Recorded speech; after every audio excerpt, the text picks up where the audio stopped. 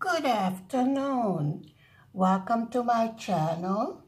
Today is Thursday, the 14th of January, 2021. How are you today? If I may ask you, could you please hit the like and the subscribe button? It helps me a lot to know that you are watching and you like what you see. Thank you so much. Now, I have not been wasting time today either. I have continued my gnome project. As you know, yesterday we made the little girl. Where are you? Stop hiding. There she is. And today I continued with the thicker yarn, and this will be the little boy. And they will go together on the entrance door on a heart. Of course, I will show you how that will look. Okay, now, there is a project going on where we have a WIP and Chat for all the diamond painting creators. So this will be a WIP and Chat, but usually it is, isn't it? We are continuing our adorable snowman, and we will open a new section over here. So let me do that. Here we go. That wasn't painful, was it? No. Let's just put it over here and we'll straighten this out. And we'll put our little girl over here to be a cover minder. I'm sure she will behave. You think so? The idea of the WIP and Chat with the diamond painting creators is for you to get to know us better. And I'm trying to put this light in a way so I don't get a glare. But then you cannot see. I think this will do. So, we are going to go with the white because there's a good patch of snow over here. And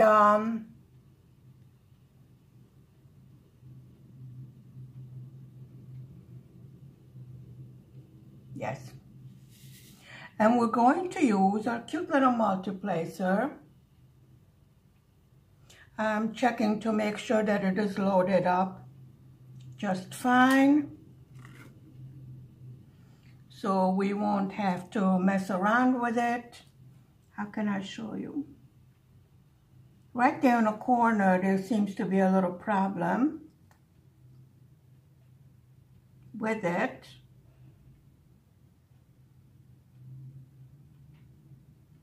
I think, no. I think the problem could be this wax. So I'm going to try a different wax. Perhaps this one is too dry already. So let me see how this one will work. Okay, seems to be good. Now let's try it out. And we got 3 drills on the 3 placer.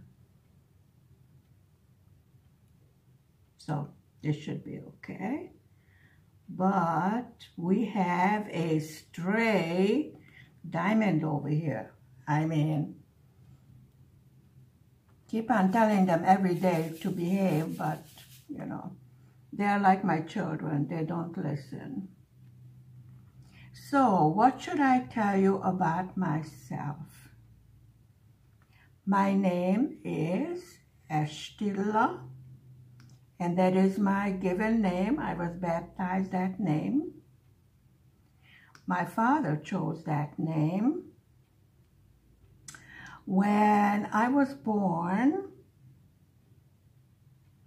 he wanted to name me Dawn, but since I was born just before dawn, he couldn't name me Dawn. So when I was born, he went outside. My father was a minister, a Lutheran minister. He went outside and he looked up in the sky. I think he thanked God for having a healthy baby, and wife and baby are fine. And when he went outside, he looked up in the sky and he saw the morning star. I think the other name of it is Venus, but in Hungarian it is called Asthajna Csillag. So when he saw that star, he decided that I should be named after that star, since I came a bit too early and I could not be named Dawn.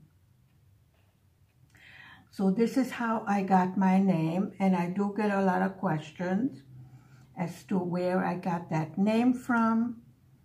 So it was given to me by my father.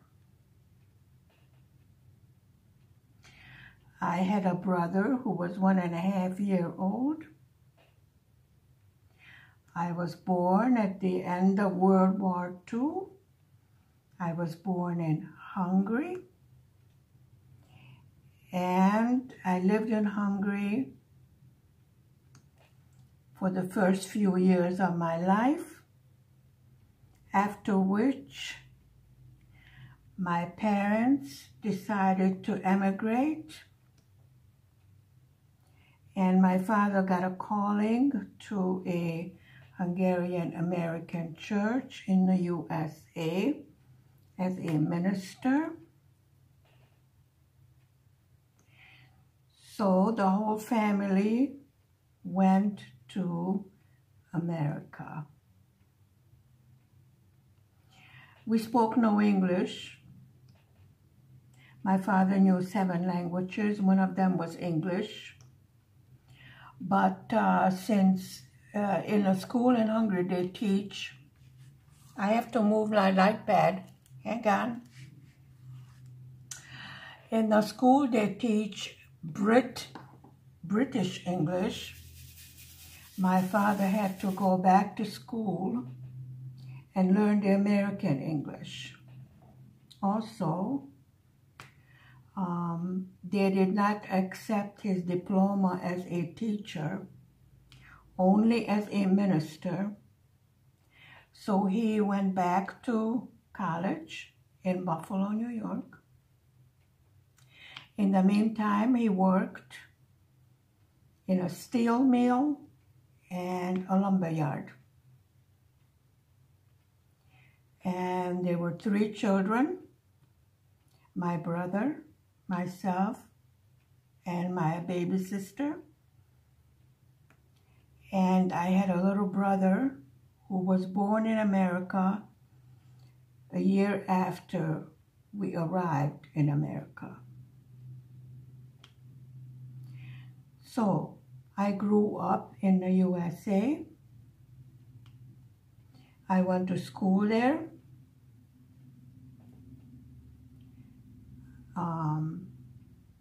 After my diploma, I got married. I had 4 children, 2 boys, 2 girls, and we stayed in Buffalo, New York. I went to Erie County State Teachers College with a scholarship, with an accent, but I wasn't the only foreign student over there. So things went along the usual way. got married, had children. My first husband worked at General Motors.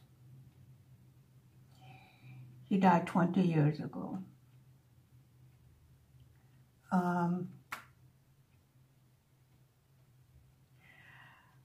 Things happened, and General Motors shut down the plant where he was working, the first husband.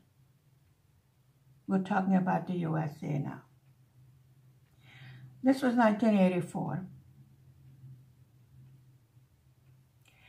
And they couldn't relocate us to another plant.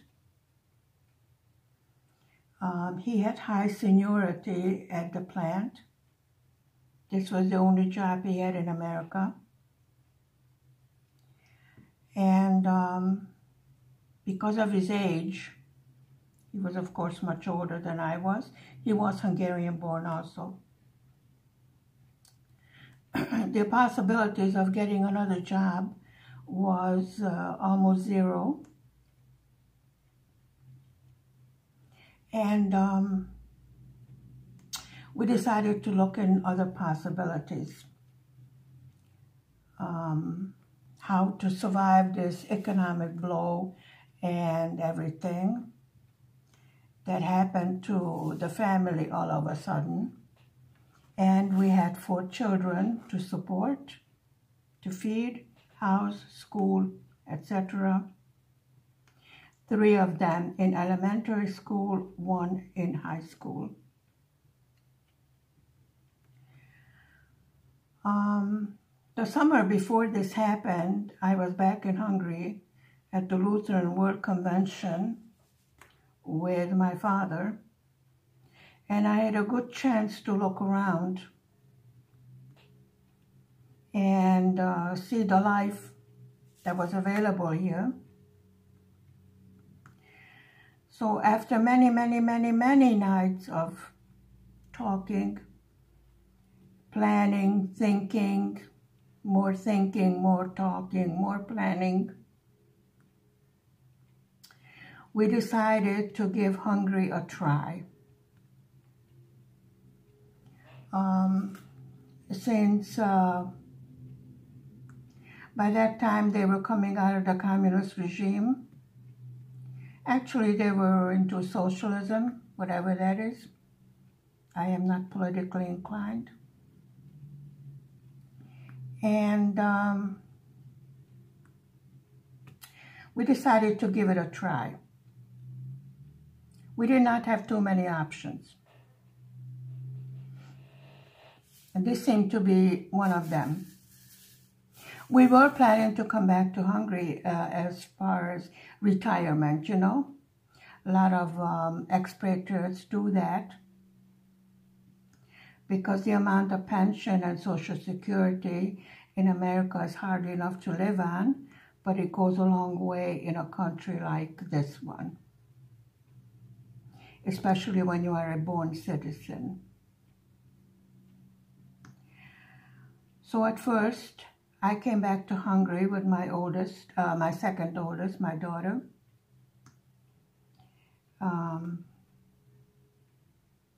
I arrived at the airport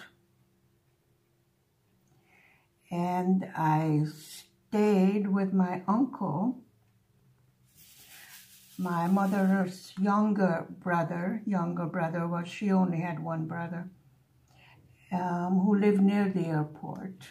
And this was close to the capital, Budapest, where we had to go a lot of times for all the paperwork and legal documents, etc., etc. But actually, this was a trial and error run to look around, to see if we can make a go of it or not, and what do we need. Papers as far as children education, who spoke no Hungarian, only English, and housing and other things like that. My husband did get a settlement from General Motors. instead of being on unemployment, he got a lump sum. And that lump sum would have been enough to start a new life over here in Hungary. So first I arrived with my daughter, who thoroughly enjoyed not having to go to school. Not for long.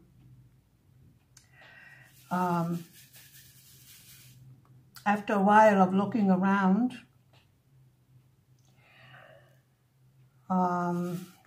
we could not get the house that we wanted close to my uncle, close to the capital. So then my cousin, who visited us in America, asked, would I like to come to the village that my father was born in, because they could be of more help as far as resettling than my uncle, who was not married.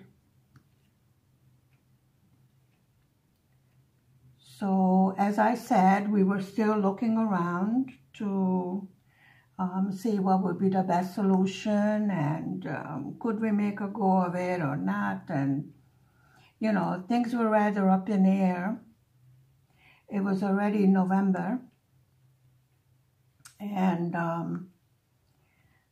Christmas vacation was coming up, you know, for the children. So we thought that if we're going to give it a trial run, the vacation time would be a good time. And then if we can't make a go of it, then they can go back after Christmas vacation and go back to school. So I decided to take my cousin up on her offer and came to my father's village. This is where he was born and raised. My uncle, who had 2 daughters, one of it, you know, told you, my cousin, still lived there. That uncle was my father's older brother. We did not have too much in common with him. You know, he was older. So mostly it's the cousins that were about my age. And they also had children, etc. So they could tell me what is needed as far as getting the kids in school. And my cousin's husband was very apt at taking care of official business, which was a lot of it, you know. There is bureaucracy everywhere. Believe me, this was no different.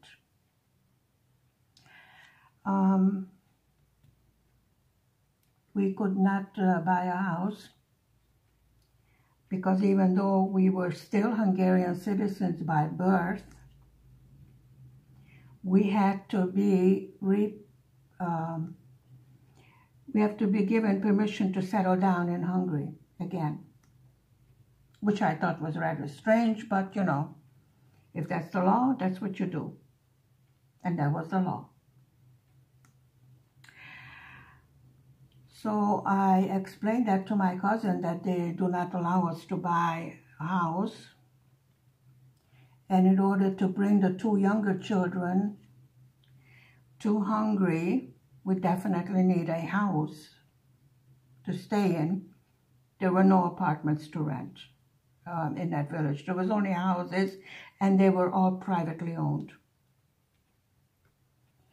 So, you know, either you buy a house or you live with the family or what have you. I stayed with my cousin's flat. We were rather cramped, but we managed. So because of the influence of her husband, my cousin's husband, he was able to talk to the owners of one of the houses that was on sale. And we made a deal with them to rent it until we get permission to buy it. And then the rent will be deducted from the purchase price, which was okay. It was a rather inexpensive house. Since, as we already know this from my previous videos, there was no indoor plumbing.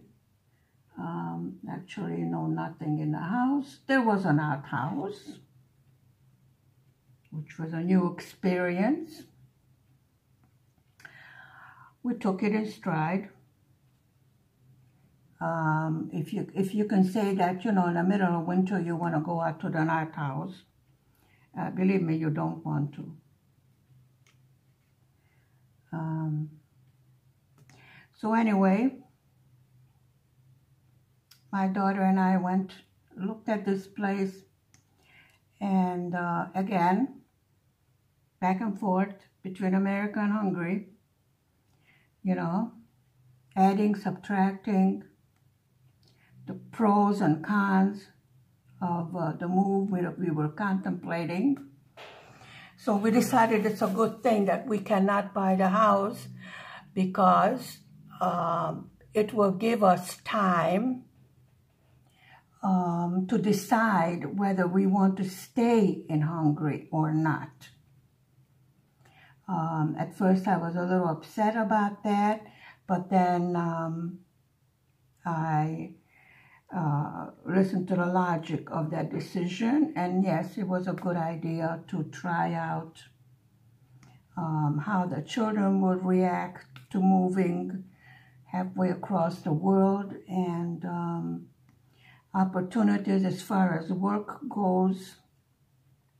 Now, work was no problem because plenty of jobs available, and I was not picky about what I wanted to work.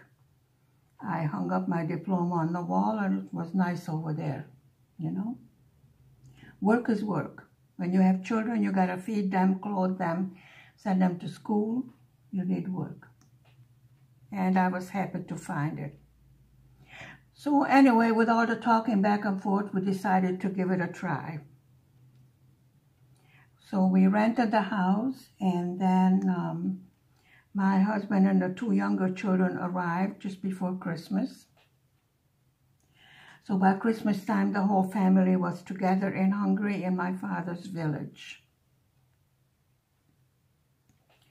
I already told you about our first Christmas in Hungary.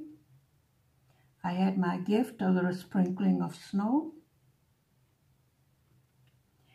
And the children got rather minor gifts. I told them, your gift is spending the holidays in Europe. But they made no big fuss about it. They had absolutely everything you can think of. So in Hungary at that time, the monetary culture of Christmas was not that prevalent yet as it is now.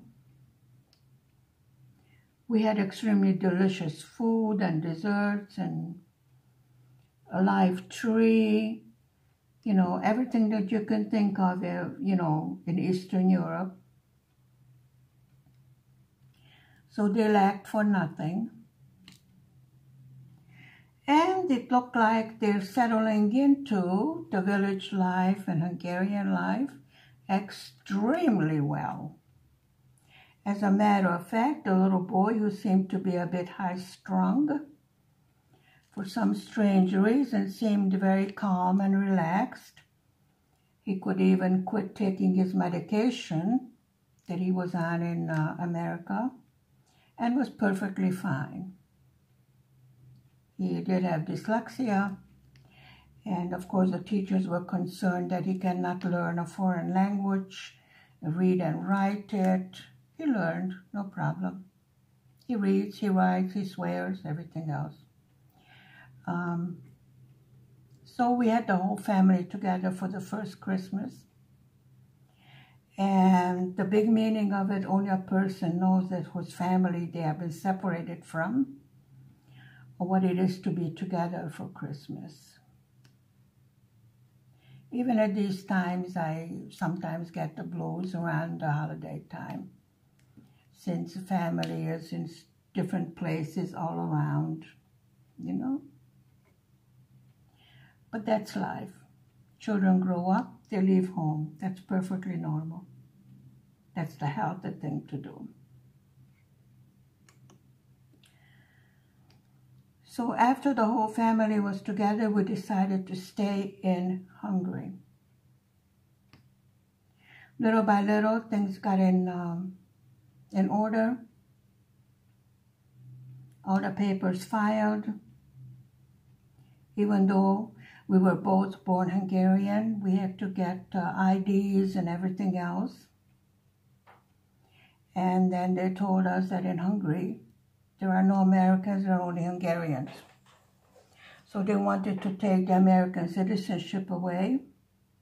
And we had a big to-do about that, almost an international incident.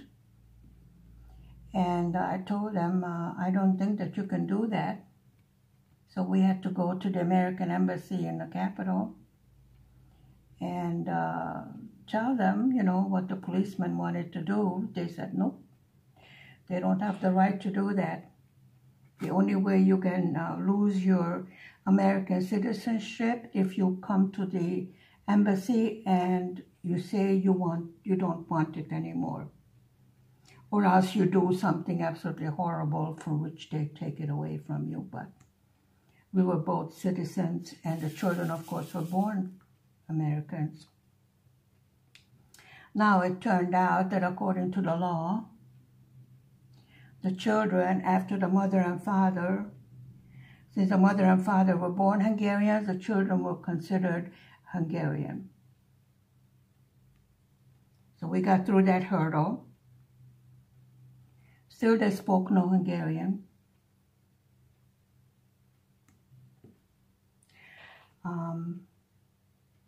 But children have a wonderful way of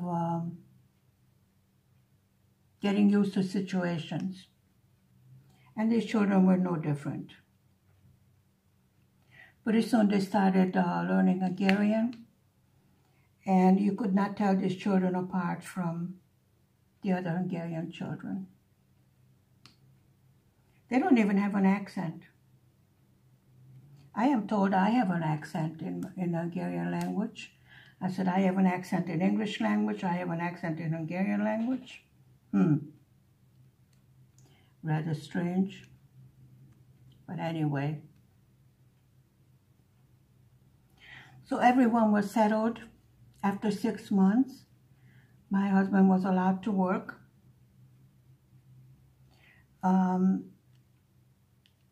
He worked for a German company, which was rather strange.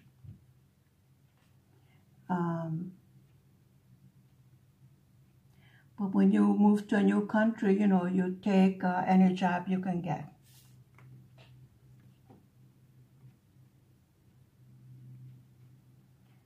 But there was no problem in that. I stayed at home with the 3 children. I was busy teaching them Hungarian, learning Hungarian myself, taking care of the housework, etc., until they were all settled in their new school with basic knowledge of the Hungarian language. By the end of that summer of '85, they all spoke the language. They did not have to repeat any of the classes. In Hungarian, you have written and verbal examinations at the end of the school year, and they passed. Not with flying colors, you know, but it was okay. So everybody got into their everyday routine. Soon we were able to purchase the house. By this time we had indoor plumbing and a washing machine and a toilet and a sink in the kitchen. And besides the wood-burning stove, we had a gas stove. that we had to buy, I don't know what you call those gas drums. There was no gas that came from the, gas line. So, you had to use propane gas, I think. I'm not sure. Correct me. I know you're yelling, telling me the name of it, but, put it down in the comment section, okay? So we had a refrigerator, we had a gas stove, we had a washing machine, and all the modern comforts. And we got down to village life. Now, I was a city girl. These children came from a big, big city. And they fit in just fine in village life. We were lucky. To other people that this economic blow came to, they went on unemployment and then welfare, and then I really don't know how they managed after that. A lot of them lost their houses. Well, it was a good thing that our house in America did not have a mortgage.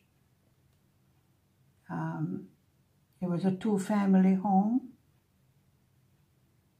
and my mother moved in upstairs, and my little brother downstairs, and my younger sister. So we didn't have to worry about that, and we thought that in case things don't work out over here, then we can always go back.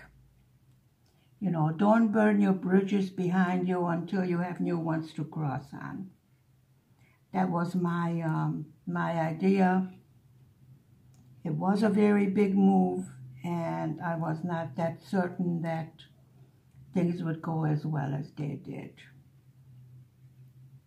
But thank God it did go well. After that, not much happened. Children went to school. And then after high school, my youngest daughter decided to go back to America. My family would come and visit us quite often. And since my sister was in the military, my youngest daughter decided she wants to join the military also. Of course, the American military. Now, being in Hungary, you have to remember you must keep your neutrality because you are a citizen of 2 nations. And you cannot hold any political offices. You do not vote. I voted in the American elections, but things changed since then. You do not vote. You do not take part in any governmental institutions. You stay totally neutral in order to keep both citizenships, even though they did deny the American citizenship. A lot, whole thing. The whole world turned upside down since then. Since those times. We are now a democracy, and my multiplacer is picking up one drill at a time. Try to remember you are a multiplacer. Okay. So little by little,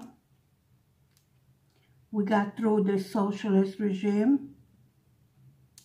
We got into democracy. And then they remembered that we are Americans.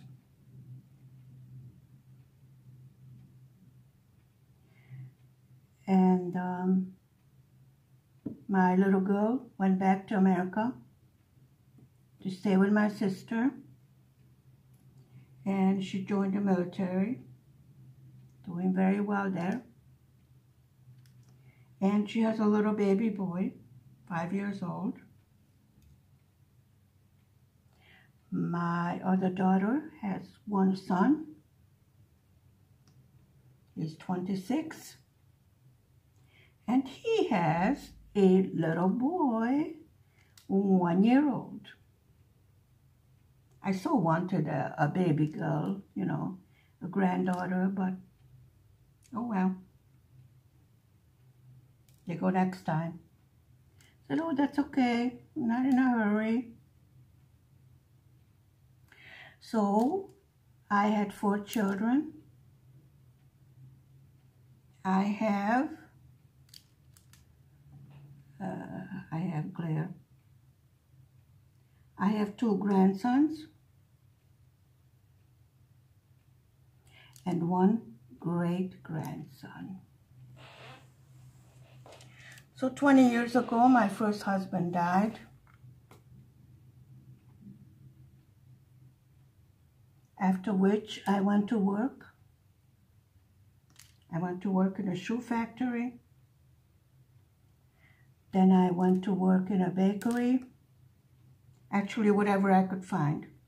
Remember, we're talking about a village. There weren't that many opportunities. And 8 years ago, I married my second husband. This was his first marriage. He has no children. And we moved from the village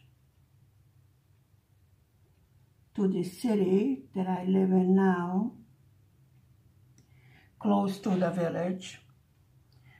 But at least this place has everything in it, so we don't have to travel for hours on a bus. And husband works in this city, so he doesn't have to commute. And no matter what I do, I'm getting glare. Okay, let's try it that way. We're still putting down white because, you know, this is a snowman. And there's lots of snow, of course. Well, as I told you, I don't have such a thrilling life story, with the exception of moving from one side of the continent to the other, together with 3 children. But I consider myself lucky that we did manage to stay together and continue working. We did not lose any house or anything else, so I really have nothing to complain about. But anyway, for those of us fellow Americans that want to retire to Europe, I would suggest you make your plans way, way, way ahead of time. Because it takes a lot of running around, getting the papers together, and it may take quite a while to get permission to buy a house, unless you are inheriting, let's say your grandparents or someone else's house, and that will need to be modernized, more than likely, just like the house that we bought. But it is doable. It is an option if you have a low Social Security, you know. And most people that left the country the same time I was taken out of this country did not really want to leave.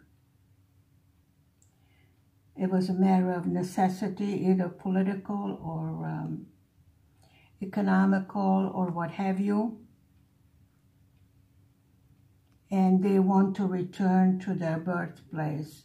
They would like to be buried in their homeland. I cannot explain to someone that never knew what it means to be homesick, or to be taken from your home without nobody asking you, your opinion about it. It can be quite traumatic,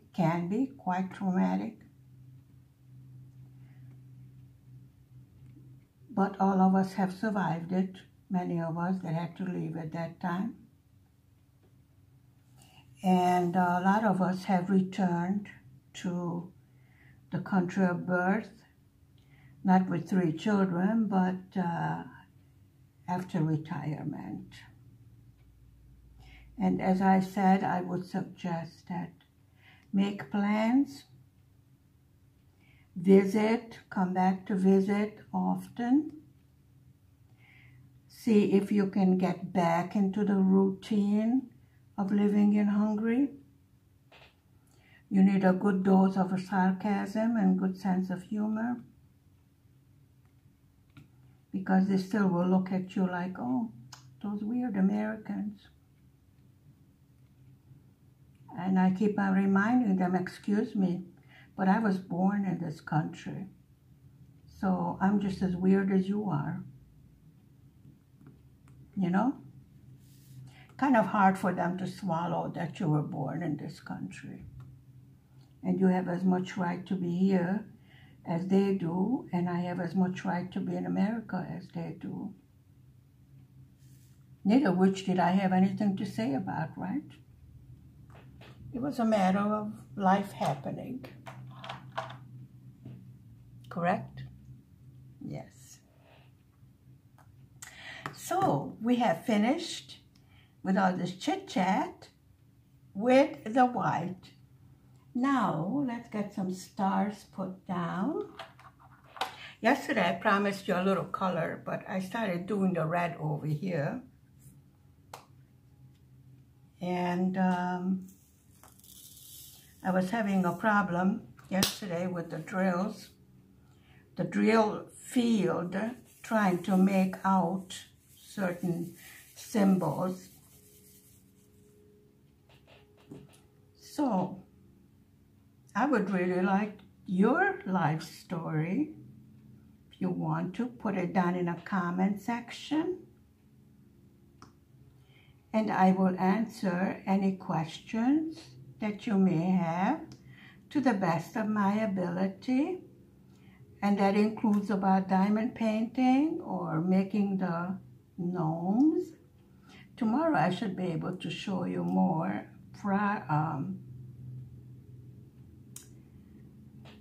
of what I got done on the gnome project. So far I am happy with it, but it's a very good pattern. And tomorrow, as I promised, if I am able to make it, I will put down the link to the pattern. And believe me, it is an easy pattern if I can follow it, because I am a total newbie to crocheting and making these little amigurumi figures. I don't know why they gave it such a strange name, do you? I call it little miniature animals, miniature people. I learned on the WIP dolls on Facebook how to do amigurumi. And you know, last year when we found out that I'm going to be a grandmother, I started making little toys for the baby. And I read something very beautiful today. It was written by somebody about handmade presents. It said, when somebody makes you a present, with every stitch or every line that they draw, they're thinking about you with love. So their love is already put into that gift, which in my opinion is much more precious than how much money you can buy a present for. Don't you think so? We're doing pretty well with our multiplacer. So as I was learning to make little gifts for the baby, all the while I was thinking about him. And this quote that I saw today sort of reminded me of that time and how true it was. I was trying to imagine how happy he will be when he gets his little gift. And we really should be thinking about Valentine's Day and Easter and Mother's Day. We should get our diamond paintings ordered so we get them in time, and then we can finish them in time, you know, because it does take time, especially if you order it through China mail like I do some of it. I did not try out the new store in Hungary. It did not get very good reviews. But you know, I'm funny that way. I would rather try out for myself and make up my own mind. So far I had no problems with customer service. Sometimes I did have to be a little bit more aggressive than I would normally be. Normally I'm very polite and quiet-spoken, but rile me up and you'll get a good dose of my American upbringing. And believe me, you don't want that. And I don't want it. I would prefer to be calm and nice. You know, it takes a lot of energy to scream and yell and all of that stuff. And I figured I did enough of that when I was younger. So in my older years, I should be more calm. I was told I have a voice that puts people to sleep. However, it did not work on my children, believe me. Didn't put them to sleep. Nope. They started screaming, hollering, 7:30 at night. And it went on until 2:30 in the morning. You could set an alarm clock by them. Once I asked the pediatrician, I said, what's wrong with these kids that they scream all night? And she goes, well, each baby, each child has a certain amount of screaming in them for a day that they must let out. I said, okay, fine. Must they let it out in the middle of the night? Well, she didn't answer that. She thought it was funny. I didn't think it was funny. I would walk the floor. I would put them in the buggy. Because, you know, when I put them in the buggy and took them for a walk, they would fall asleep. So I figured, well, in desperation, you know, maybe they would stop screaming and go to sleep. No, they were enjoying it. Put them in a bathtub. I figured that would make them tired and go to sleep. No, they loved swimming in the bathtub. One night, the first one was a boy. I would say he was about a year old. Started screaming bloody murder. I tried to figure out what's wrong with him. You know, changed his diapers, gave him drink, walked the floor, rubbed his back, everything else. He was screaming. And I don't mean just crying, I mean screaming.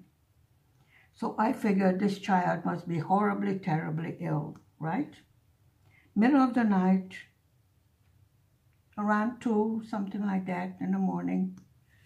So I figured, well, we might as well take the kid to the emergency room, see what's wrong with him. He's probably, you know, on the verge of dying or something like that. So we called a taxi, called his pediatrician, told him we're going to the emergency room. We got in a taxi. About a minute later, the kid stopped screaming. He was laughing and playing and having a good time. So I figured, you know, well, if we're on our way, we might as well get him checked. We went in the emergency room. Pediatrician was there. He had a bit of an accent. He asked me, what's wrong? I said, baby's screaming. Baby was not screaming. Baby was laughing, playing, you know, baby was just fine. Mother was totally out of it, me. So the pediatrician asked what was the symptoms. So I told him he was crying, but in a different way than his usual crying. So I gave him a once over because the baby did have a habit of getting ear infections and throat infection. He did have to have his tonsils out. So we checked him to make sure that there wasn't anything wrong. And there wasn't. He gave the kid a dose of Tylenol, you know, thinking that would knock him out. So I thanked the pediatrician, you know, figured send me the bill. Wasn't enough that I had to pay for the taxi. So we went out, you know, to the nurse's station to wait for the taxi. There was nobody in the emergency room. And they were having a good time playing with the baby. I'm like, oh. At this point, I could have strangled the kid, you know. Why aren't you screaming now?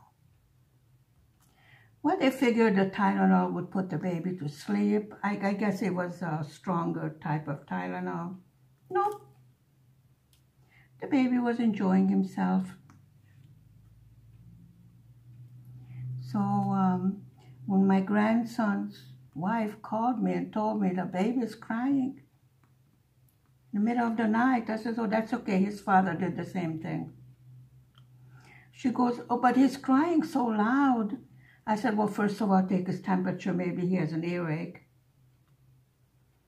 She said, no, there's nothing wrong with him. He wants to go in the car and go for a car ride. I said, that sounds familiar. I said, if you're going to get him used to that, then you can go riding around with him every single night. So try to see if he has any needs. You know, he's thirsty, he's warm, cold, diaper changed, tummy ache, whatever.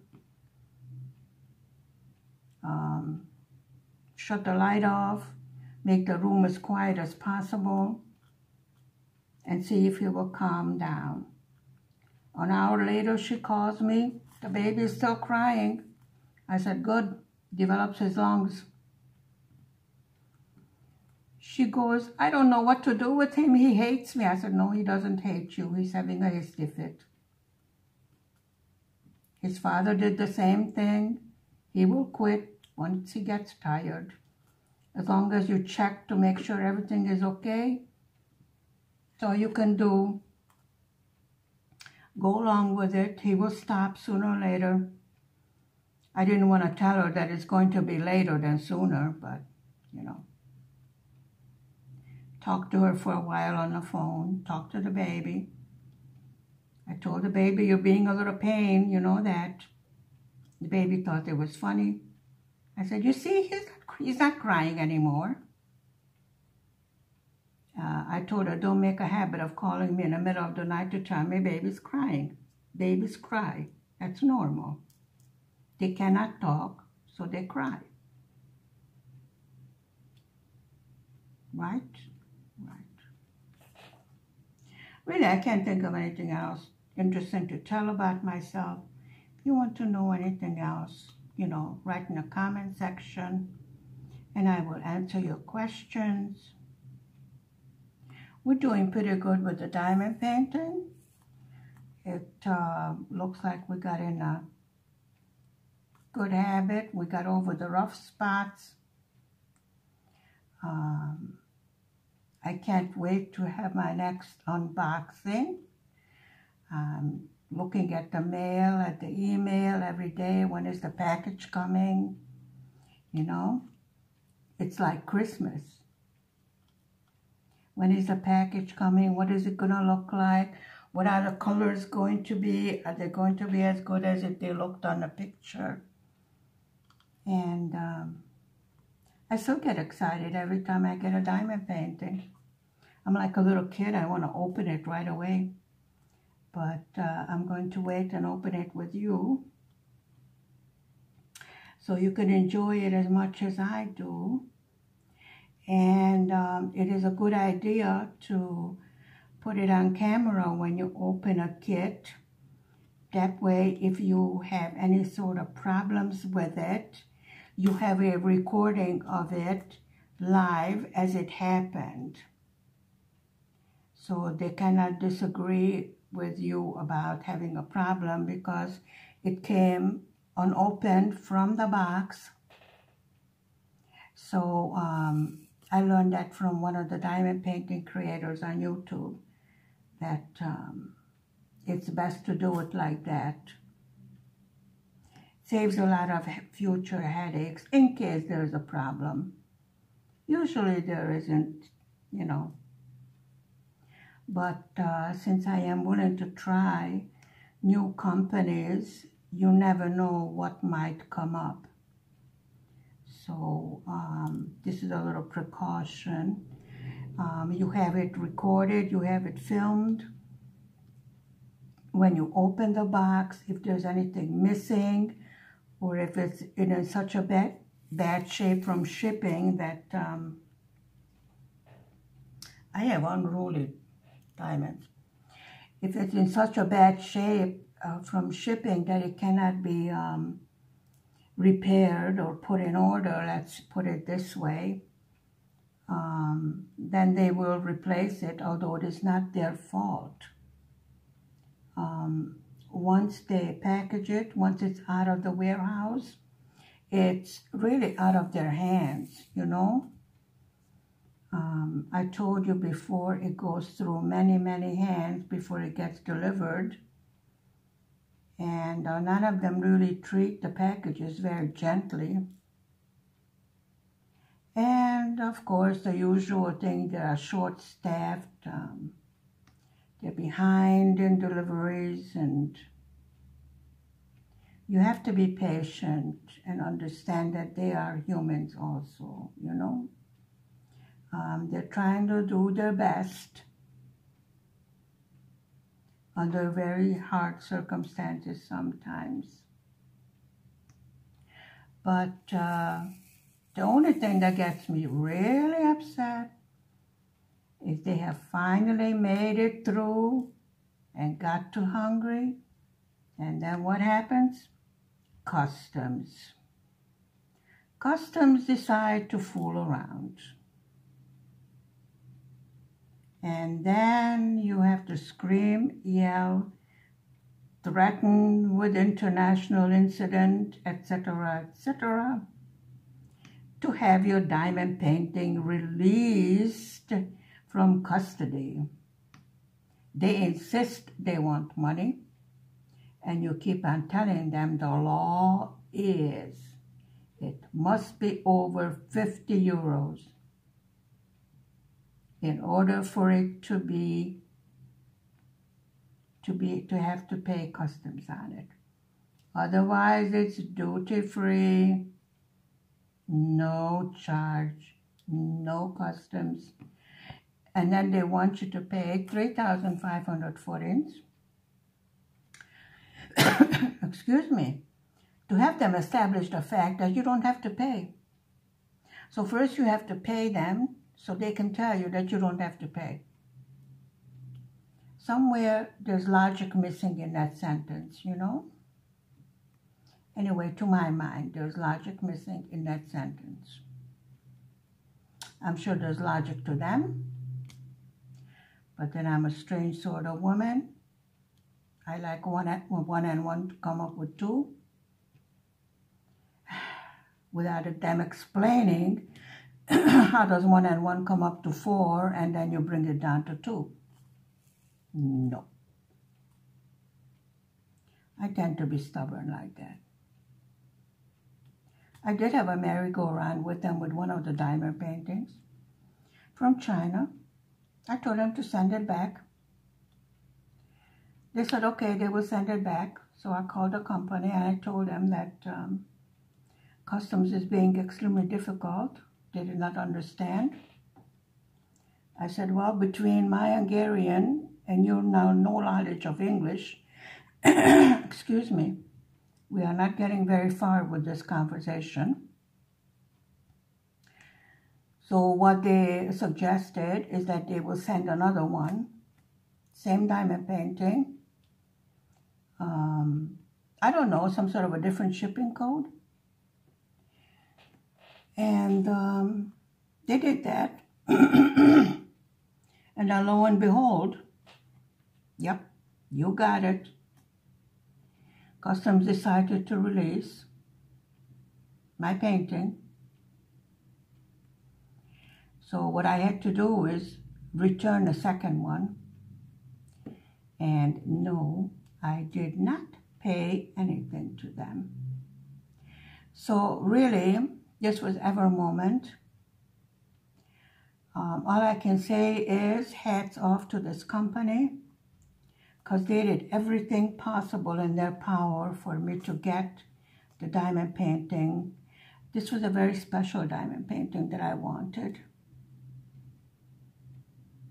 And as I told you, I don't do diamond painting unless I'm totally in love with it. And this particular painting I was extremely in love with. I wanted that diamond painting, no matter what I had to do to get it, aside from the fact, you know, of going to the Capitol and yelling at the customs agent to release my diamond painting. At first, I was under the impression that maybe they're sitting there in the office and doing the diamond painting, you know. They love it so much, they don't want to release it. Said I would prefer to do it myself. This is why I ordered it. But no, they were just being difficult. Of course, in the summer, you get these custom officers in training, you know, fresh out of school, and they want to show what they know. But they should familiar themselves with the laws, and the laws are very clear. Now, the other thing these diamond painting companies do, they put on a package that it's a gift. And then it can go up to 100 euros without having to pay customs on it. So if you get a diamond painting package that says gift, excuse me, I have the winter cough. So if you get a diamond painting that says gift on a box, it is put on there so you don't have to pay customs, unless it is already on the invoice that they have taken duty and customs besides the delivery fee. Most of the time I get free delivery. I look for packages with free delivery because sometimes the delivery fee costs more than the whole package itself, and I don't think it's fair. So anyway, if you get the box marked gift, that's what they did to help you so you don't have to pay extra charge for it. But even this way, I know England and Canada has quite strict laws, and you may wind up having to pay customs. Depends on how much you order, I guess. Each country has their own laws. I'm only talking about Hungarian laws. We have, you know, up to 50 euros for an order and up to 100 euros for a gift. So this is why it says on the package that it's a gift. At first I didn't know, and I was wondering, you know, I didn't order a gift from anywhere, and no one is sending me a gift from anywhere. What is this package? Yes, I had a lot to learn also. And we have 3 more stars up here. And a few more over here. I think, as you can see, this beautiful little snowman coming along just fine and much faster than the bird feeder. This is round drills, and there's less confetti in it. And I found 3 more of these, excuse me.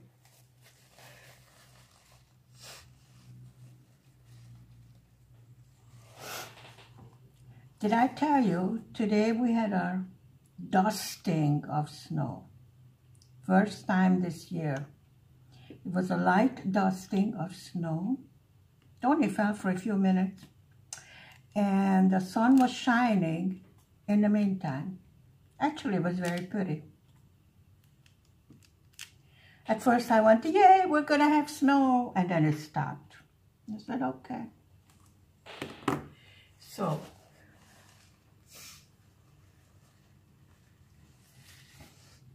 we will finish for today.